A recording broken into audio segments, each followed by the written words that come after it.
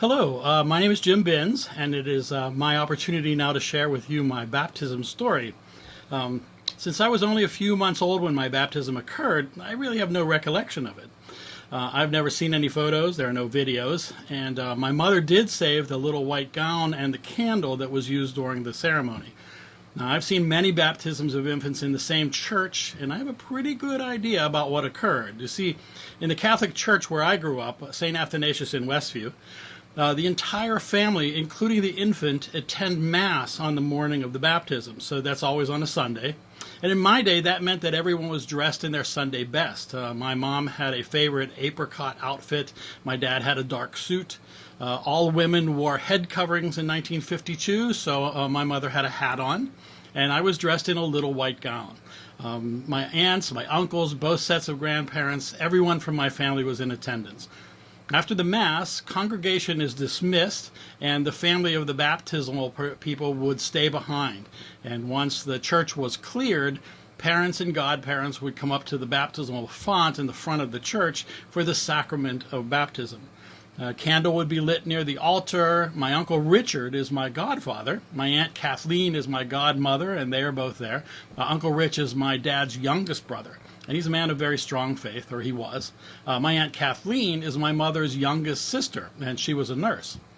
The priest, I have no idea what his name was, I don't remember that at all, would be in full robes and stoles, and he would pray the prayers and ask the questions, and eventually hold the baby. They always hold the baby over the font on their back, and they pour baptismal holy water over the forehead and the head. My experience is that there are no infants who love this part. He would wipe the water off and pass me back to my godmother, and then the candle would be extinguished and given to my mother. And as I have often since observed, everyone would go to one of the grandparents' houses for a huge feast and fawning over the baby, me. From that moment on, I was considered promised to God and raised in that way. I attended Mass every Sunday with my family. I was enrolled in Catholic school when I was 6. In parochial school, we studied catechism every day. And we also attended Mass many mornings.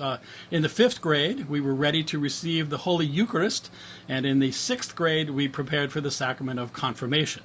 I was sponsored for confirmation by my Uncle Charlie. He's my mother's next youngest sister's husband, and one of my favorites. I chose my confirmation name Daniel, and I studied for a couple of months about Daniel and the saint and why he was important to me. And I was confirmed by Bishop John Wright. Later, he was Cardinal John Wright, and my Christian journey became my choice after that. And I briefly considered the priesthood. I lapsed for a little bit.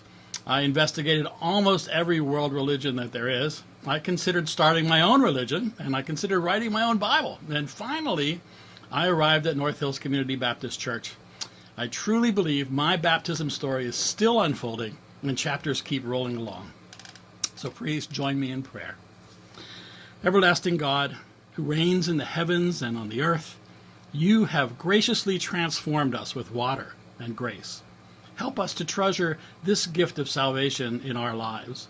Help us to discover the wisdom that comes from following your ways. And help us to be strong role models for others who will know we are Christians when we follow your guidance.